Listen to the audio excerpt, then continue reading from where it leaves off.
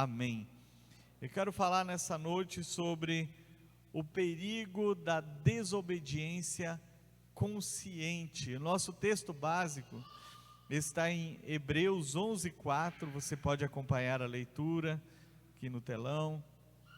Disseram: venham, venham, vamos construir uma cidade e uma torre cujo topo chega até os céus, e tornemos célebre o nosso nome, para que não sejamos espalhados por toda a terra. Esse é um texto e um episódio muito conhecido, que fala da construção da torre que ficou conhecida como Torre de Babel, que é a Torre da Confusão. E os homens, eles se uniram no propósito de construir uma cidade, e nessa cidade ter uma torre muito alta. E é interessante que eu vi um vídeo, um cientista, ele fez uma pesquisa sobre esse texto.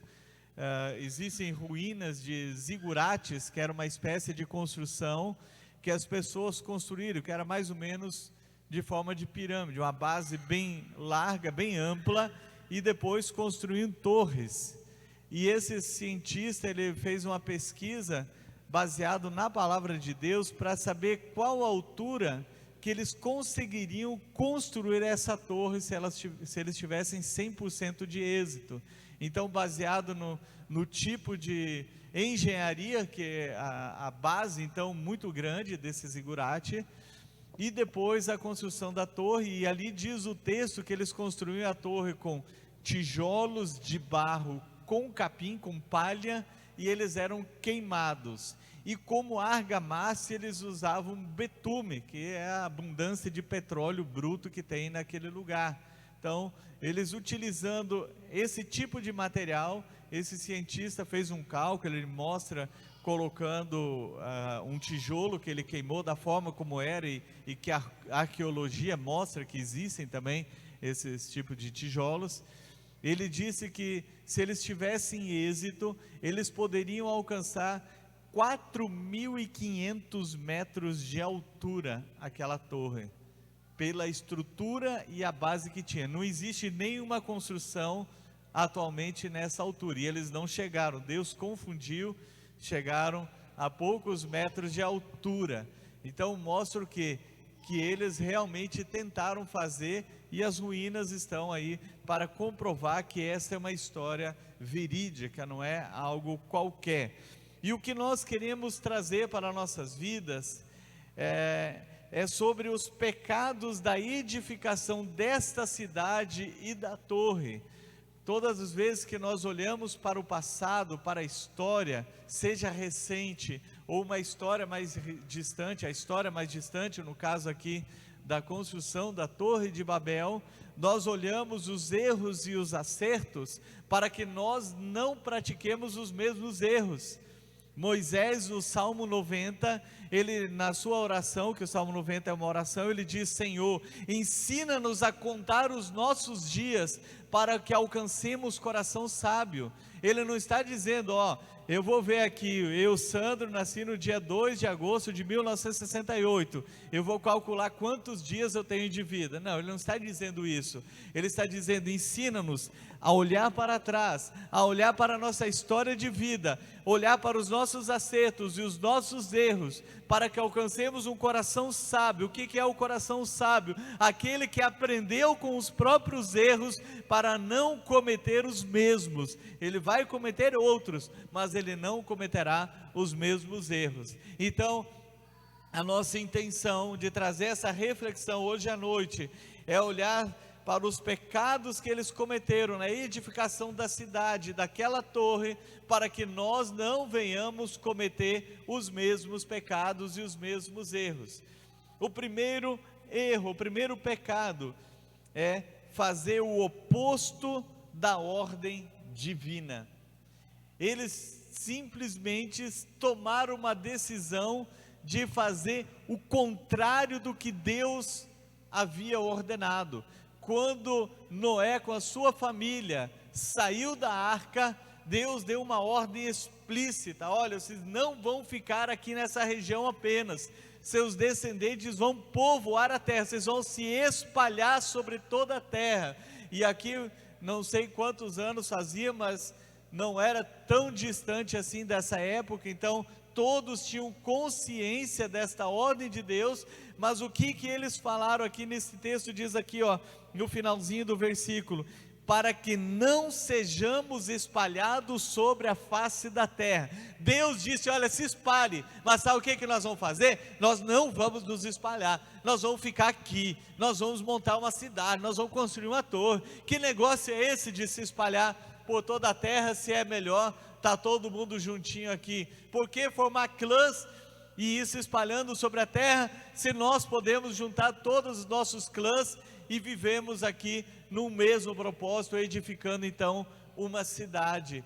Esse é um pecado consciente, e nós temos que ter cuidado para não cometermos os pecados conscientes, porque o pecado na vida do cristão, ele deve ser um tropeço. Eu não ando pela rua e chuto o paralelepípedo de propósito, mas se eu chutar o paralelepípedo, foi um tropeço, posso me machucar, vai doer. Então, o pecado na trajetória do cristão, ele deve ser um tropeço e não algo premeditado. O que eles fizeram aqui foi premeditar. Olha, eu tenho consciência, nós sabemos que nós estamos errados, mas nós vamos continuar dessa maneira, nós vamos seguir em frente. Até crimes, você sabia disso? Que um crime, ele é julgado se ele foi premeditado, a pena é bem maior do que, por exemplo, houve uma briga, no calor da emoção alguém cometeu um assassinato. Ele vai ser julgado e vai ter uma pena menor do que aquele outro que premeditou um crime e disse: não, eu vou planejar tal dia, tal ocasião que acontecer, eu vou matar tal pessoa. Ele premeditou. Então o juiz vai determinar uma pena maior porque ele premeditou aquilo. Na caminhada cristã é a mesma coisa. Veja o que Jesus nos ensinou aqui em Lucas capítulo 12, 47 e 48. Aquele servo que conheceu a vontade do seu Senhor, não se aprontou, nem fez segundo a sua vontade, será punido com muitos açoites. Haverá uma punição maior. Aquele que sabe, aquele que conhece a vontade, e ainda assim ele insiste em andar no erro, ele será punido com muitos açoites. Aí ele fala do outro: aquele porém que não soube a vontade do Senhor, e fez coisas dignas de reprovação, será açoitado com poucos açoites, será condenado com poucos açoites. Então o que é o pecado premeditado? Eu tenho consciência que se eu continuar nesse caminho, eu estou errado, mas sabe de uma coisa? Eu não me importo não, porque Deus é amor. Está todo mundo falando por aí, Deus é amor, Deus é amor. Por que Deus iria punir? Por que Deus faria isso? O mesmo texto que fala que Deus é amor, também a Bíblia fala que Deus é um fogo consumidor. Lá em Hebreus capítulo 10, ele vai dizer isso, que se nós continuarmos deliberadamente, ou seja, de vontade própria, na prática contínua do pecado, já não resta mais sacrifício, mas um terrível sentimento de juízo e fogo devorador. Então o Deus que é um Deus amoroso, que oferece todas as oportunidades para nós mudarmos de vida, Ele também é um fogo consumidor. Nós não podemos passar a mão naquilo que Deus não passa. Outro dia nós demos uma carona para uma irmã em Cristo, uma senhora que há muito tempo está lutando agora na justiça também, para que consiga se aposentar por invalidez, tem um problema sério de coluna, e ela disse: olha, meu advogado disse, ela trabalha, ainda está trabalhando com sacrifício, mas trabalha porque precisa do sustento. O meu advogado disse que eu preciso, ele disse que eu preciso mentir, dizer que eu não estou trabalhando, que eu estou vivendo de esmola, de doação, disso e aquilo, porque senão não sai a minha aposentadoria. E eu e minha esposa, com amor, com carinho, orientamos ela. Diz: não, minha irmã, não é assim. Quem ama a mentira é o diabo, o pai da mentira é o diabo. Você vai falar a verdade. Eu estou trabalhando com sacrifício, com dores, como é a verdade, e que você quer essa e precisa dessa aposentadoria para você poder se recuar. Mas o que eu e minha esposa conversamos depois? Se é alguém que não gosta nem de confrontar e nem de orientar, porque nós não confrontamos, nós falamos com muito carinho, muito amor, uma orientação. Oi? E ela agradeceu, está lembrando aqui, ela agradeceu. O que outros iriam dizer: não, Deus entende, é isso mesmo, né? Deus entende, preocupa não. E eu sei que tem muito crente que faz isso. Não podemos fazer isso. O pecado consciente, ele gera não só para aquele que pratica, mas para aquele outro que consente também. Então, se nós consentíssemos, ficássemos calados, não falasse nem sim nem não, nós seríamos dignos de punição da parte de Deus, iríamos colher os frutos disso. Então, o perigo do pecado consciente. Então, fazer o oposto do que é mandado por Deus é um pecado consciente. O segundo pecado, e que nós temos que tomar cuidado, é o pecado da soberba. Eles tinham um objetivo ali, além do pecado consciente de não se espalhar. Ali o texto diz, se quiser colocar, depois voltar essa imagem, diz: para que o nosso nome se torne famoso, para que o nosso nome se torne célebre, ou seja, a glória é para nós. Deus disse para se espalhar, mas a glória vai ser a nossa. Você imagina o que dirão? 11:4, aquele mesmo texto de antes, texto base que você salvou ali. Então, para que o nosso nome se torne célebre, é buscar a glória para si.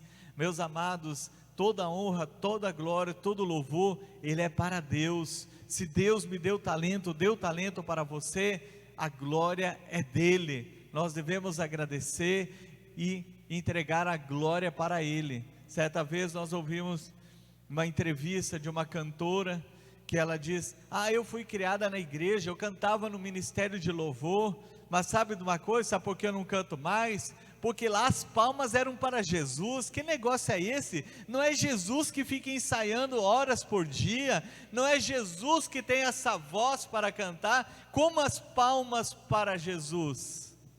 O que ela queria? A glória para ela, e estava ganhando um momento de glória, mas aonde vai acabar ela? Sabe quem começou, aonde começou o homem querer ter a glória, aliás o homem não, aonde alguém começou a querer tomar glória para si? Foi o diabo lá no céu, quando ele ainda era um anjo de luz.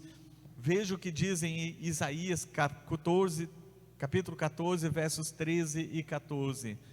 Você pensava assim: subirei ao céu, exaltarei meu trono acima das estrelas, e me assentarei no monte da congregação, nas extremidades do norte. Subirei acima das mais altas nuvens, e serei semelhante ao Altíssimo. Quando Deus criou Lúcifer, Ele preparou toda uma sorte de instrumentos musicais, para que ele conduzisse um ministério de louvor e adoração a Deus. Mas em determinado momento, ele que era belo, a Bíblia fala da beleza, faz a descrição da beleza dele, ele começou a olhar para Deus, começou a olhar para ele, começou a olhar para os talentos que louvava a Deus. Ele disse: sabe de uma coisa? Que negócio é esse de eu louvar ele? Eu subirei e ficarei no lugar dele, ele é que venha me louvar, porque eu não vou fazer isso. E sabe qual a consequência do orgulhoso, do orgulho dele? A Bíblia diz que ele foi lançado à terra, e hoje o destino dele é o inferno para toda a eternidade. A Bíblia diz que Deus abate o soberbo. Então não ande com soberba. Uma característica de quem é orgulhoso, de é soberbo, é não admitir seus erros, não admitir suas falhas, tem dificuldade de pedir perdão. ele dá 500 presentes, mas não consegue pedir perdão e dizer: olha, eu errei.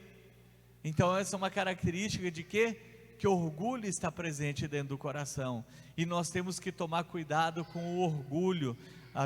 O orgulho é exatamente o oposto da humildade. Jesus disse o quê?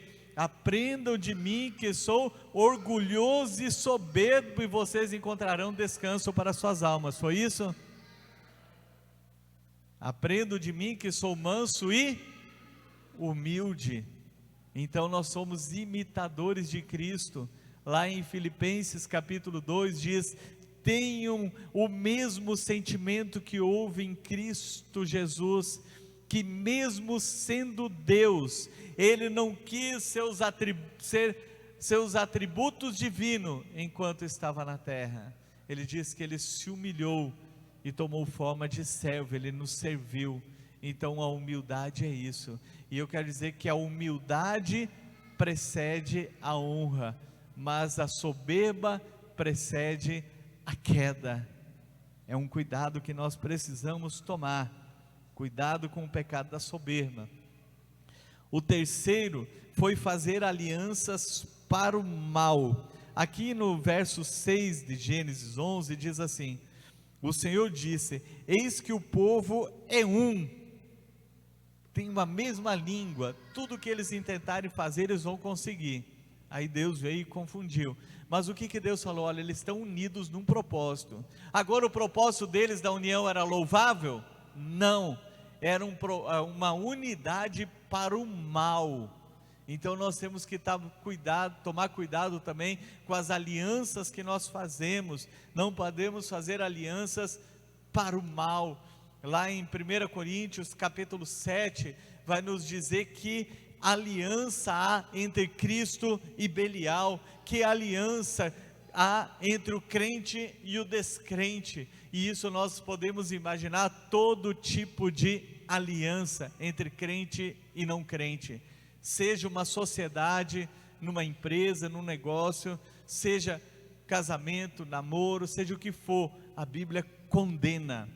Eu lembrei de um testemunho aqui, e talvez Deus queira que você ouça, você que está aqui ou você que está na sua casa.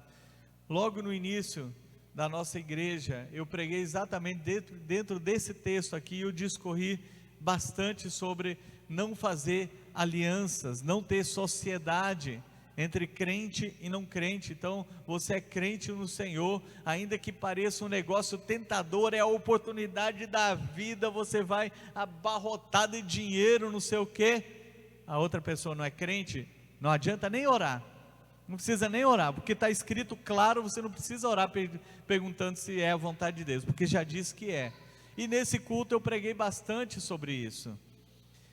E tinha uma família nos visitando naquele dia, foi a primeira vez que eles vieram na igreja, tinha acabado de chegar na cidade, e eles só se apresentaram dizendo que eram cristãos, só que eles sumiram da igreja, a gente até tentou ir atrás, os filhos ficaram vindo, mas o casal muito pouco, e depois de uns 2 anos, amor, mais ou menos, que aconteceu aquilo lá, aí ele nos procurou, a família, filhos que eram crentes, já tinham se envolvido com drogas, eu não lembro, eles não chegaram a divorciar não, mas o casamento ficou pendurado por um fio, e ele veio nos procurar para dizer o que aconteceu. Ele disse: olha, no dia que nós chegamos aqui na igreja, Deus usou o Senhor para falar aquela mensagem de sociedade entre crente e não crente, e eu não dei crédito, não dei razão, porque eu vim fazer uma sociedade com um parente que não é crente, e eu pensei, não tem nada a ver com o que o pastor pregou, mas ele testemunhou ali de como a vida dele foi abaixo, e quase perdeu a família, porque ele fez uma aliança, uma sociedade com um não crente. Então é muito sério, ele faliu também, mas quase perdeu a família, foi muito sério. Então dê ouvidos à palavra de Deus, tem coisas que nós não precisamos nem orar, a palavra diz. Então cuidado com as alianças para o mal, não podemos nos unir para o mal. Quarta e última lição que nós queremos tomar aqui dessa mensagem, desse texto bíblico, é buscar um caminho alternativo para chegar a Deus. Eles disseram: vamos fazer uma torre cujo topo alcance os céus. A arqueologia já comprova que os zigurates, essas torres que eram construídas, todas elas no seu topo eram feitos altares para adoração a deuses pagãos. Então o que eles falaram? Nós vamos desobedecer o que o Todo-Poderoso, o Criador, falou. Nós vamos fazer a torre, nós vamos buscar um caminho alternativo. Nós não queremos mais ele, nós queremos agora um caminho alternativo, porque os nossos deuses aqui, que são tão bonitinhos, não podem fazer nada por nós. Vamos fazer esses altares lá em cima. Então o caminho alternativo acaba em confusão.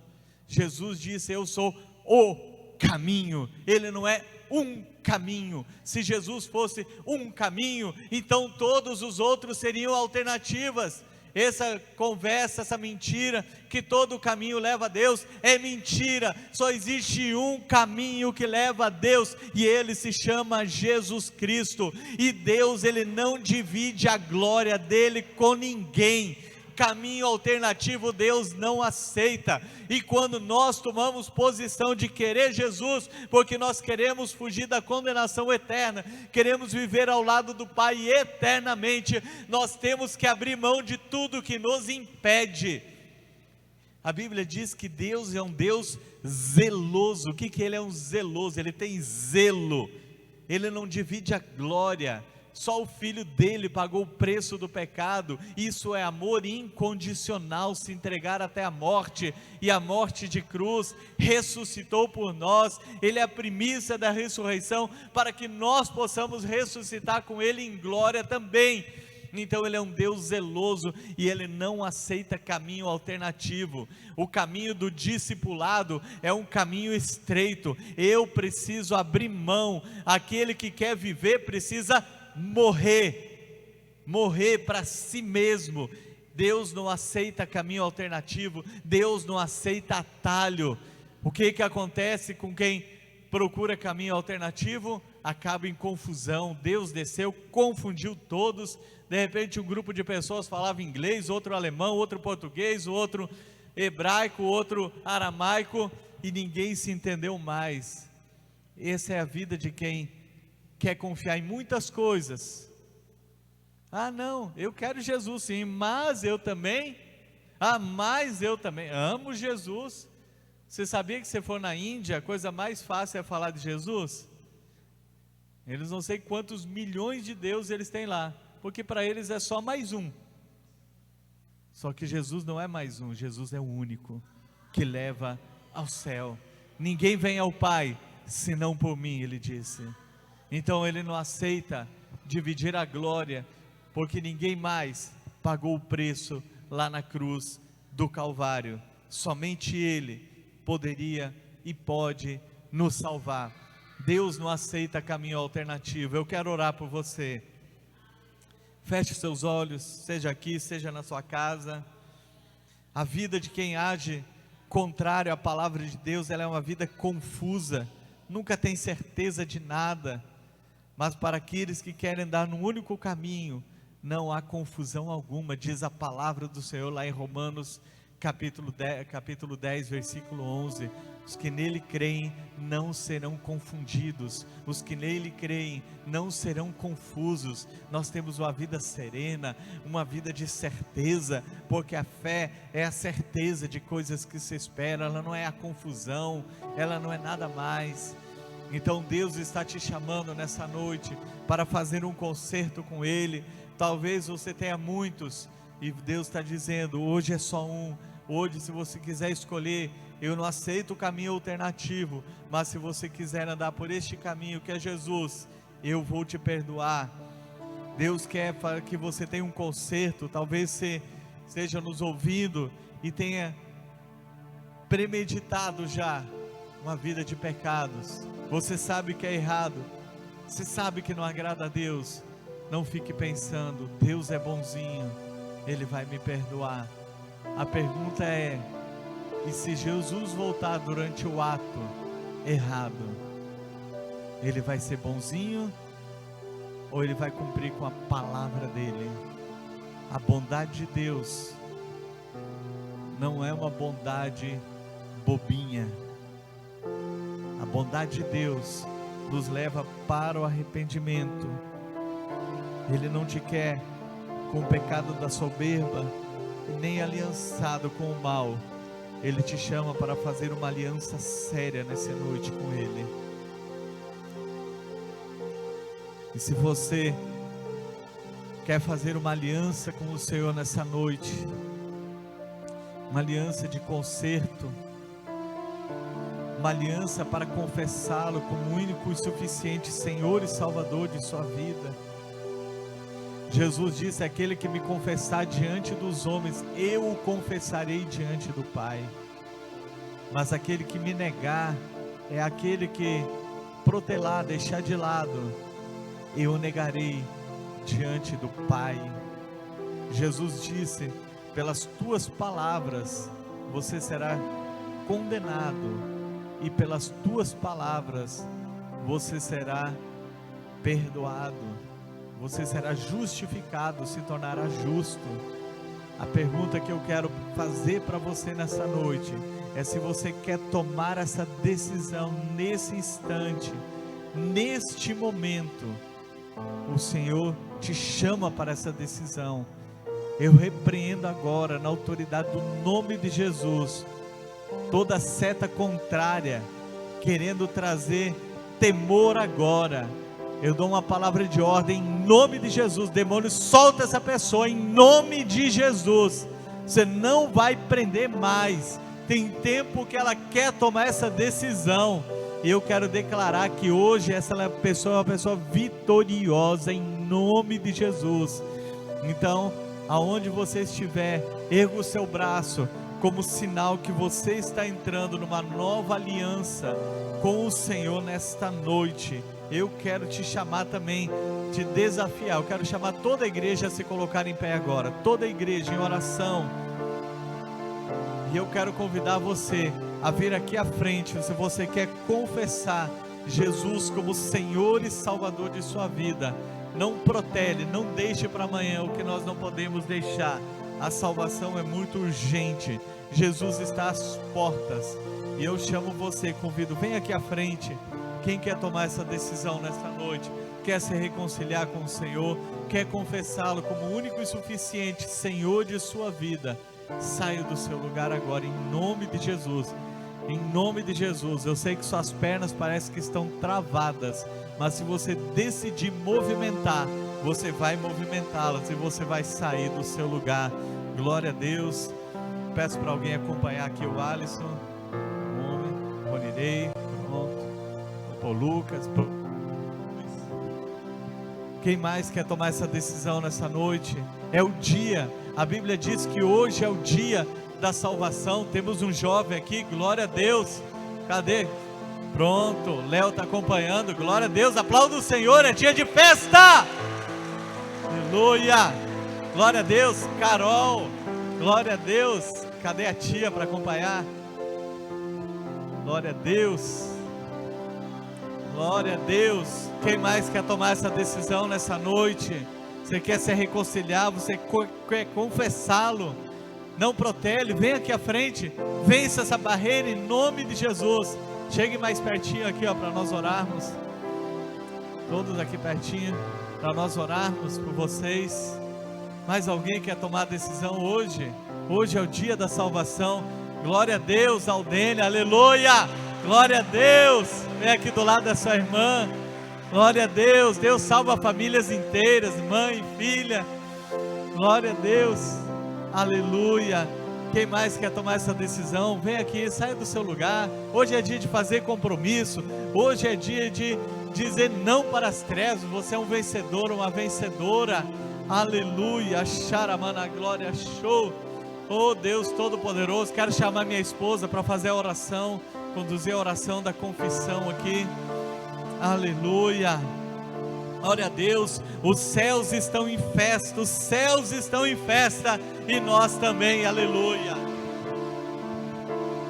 Oh, aleluia, aleluia. Eu quero que a igreja aplauda com toda a força. Queridos, a Bíblia diz que os anjos fazem festa por um pecador. Imagina a festa que está no céu. Aleluia. Oh, Deus lindo. Repita comigo, queridos. Jesus, eu ouvi a tua palavra. Repita comigo. Você, Jesus, eu ouvi a tua palavra. Eu reconheço que eu sou pecadora. E eu te peço perdão. Eu te recebo nessa noite como meu Senhor e o meu Salvador. Escreve o meu nome no livro da vida. Amém. A palavra de Deus diz que Deus escreve o nosso nome no livro da vida. Hoje, o nome de vocês foi escrito. Porque Jesus disse que naquele dia, quando Ele voltar, Ele vai pegar o livro da vida. Aí Ele vai chamar Aldenha, Ábia, Maria, José, Antônio. Porque Deus nos conhece pelo nome. Abner. Esqueci o nome dele. Alisson, a Sara. Deus vai chamar o seu nome. Deus vai chamar pelo nome. Nós somos individuais, amém. Deus nos chama pelo nome. Aleluia. Pai, nós te adoramos nessa noite. Nós te rendemos graça pela vida do Alisson, da Sara, do Abner. Meu Deus, em nome de Jesus, que venceram as barreiras, que tem crido na tua palavra e agora se entregaram a ti, perante a tua igreja, perante anjos e perante os demônios que estão lá do lado de fora observando. Eles decidiram, Pai, seguir por essa jornada. E a nossa oração é que o Senhor sustente ele pelas tuas mãos. Que o Senhor, ó Deus, cerque, como diz a tua palavra, que os anjos do Senhor cerca eles, papai. Guarda para o dia que o Senhor, Pai querido, vai pegar o teu livro. E eu oro não só por ele, eu oro por todos que já tomaram essa decisão. Jesus, nos guarda, nos preserva para ti, Senhor. Nos coloca debaixo das tuas asas. E mesmo que às vezes nós não temos compreensão, não permita que nós nos desviemos desse caminho. Abençoa, Pai, os teus filhos, em nome de Jesus. Agora vocês virem para lá e a igreja vai aplaudir. Isso. Essa é a sua igreja. São seus irmãos. Depois você não vai sair sem dar um abraço neles. Aleluia. Deus abençoe. Nós já temos o contato. Mas desse jovem aqui, o Júlio. Alguém? Ah, tá. Eu estou vendo lá o risão da Neia. Glória a Deus. Aleluia. A Bíblia, você sabia que ninguém sabe? Você sabia que ninguém sabe, né? Olha só o que eu estou falando, né? Emoção. Ninguém sabe a quantidade de estrelas que existe no universo, porque eles dizem que é infinito, não é isso? Mas a Bíblia diz que Deus chama cada uma das estrelas pelo seu nome. Então no dia que Ele abrir o livro da vida, Ele não vai esquecer de nenhum de nós. Aleluia, aplauda o Senhor.